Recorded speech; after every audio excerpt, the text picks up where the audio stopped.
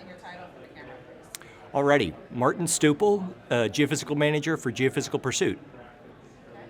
And what is your connection to the society aside from your current position? I'm a trustee associate. I was a continuing education instructor a handful of years ago, and I'm on the SEG Foundation board, former treasurer, and now just a board member on the finance committee.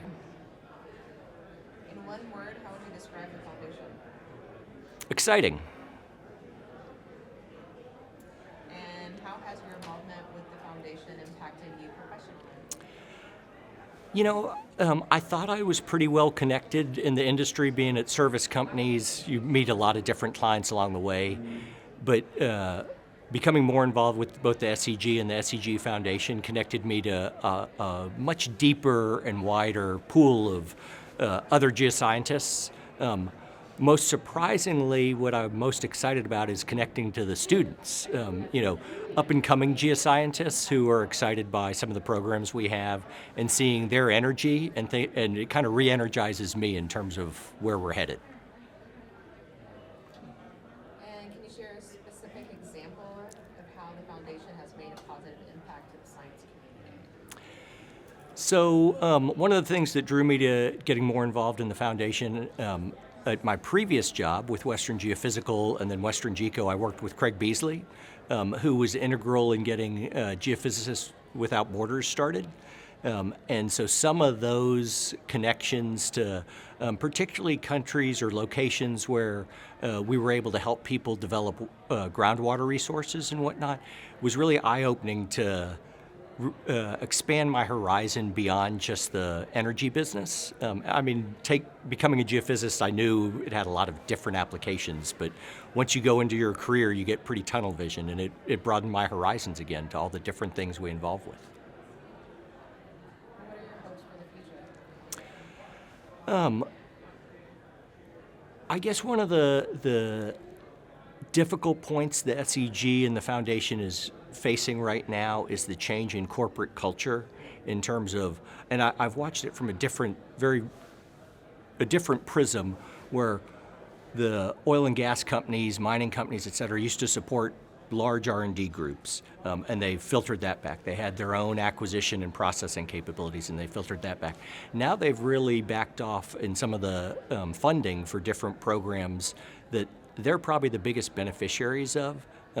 Programs like Evolve, student scholarships, the Student Leadership Symposium that Chevron is a wonderful sponsor of. But seeing more corporations step up to continue to grow those programs, not just sustain them, but grow them, and create the geoscientists of tomorrow that they're looking for, is where I'd really like to see success for us. And for someone that wants to get involved, what would you say to them? You know, there's so many different ways. Just volunteering either for a local chapter or on a committee at the SEG gives you insight into how the SEG works and what the needs are. And then from there you can step up to volunteer in different ways. If you're far enough along in your career where maybe you've gotten past having to save for 401k plans and 529 plans, being able to contribute financially. But starting out, giving time is super valuable, as well as it gives you those people a chance to communicate ways that the SEG could change or grow to support maybe what they see with a different generational lens. Last question, can you speak about your involvement with continuing education? So it's waned in the last couple of years. Like I said, I was a continuing education instructor, 15, 16 years ago, if I remember right. It's probably been about 5 or 6 years, as I said, since the last time I took a continuing education course. I'm getting closer to retirement.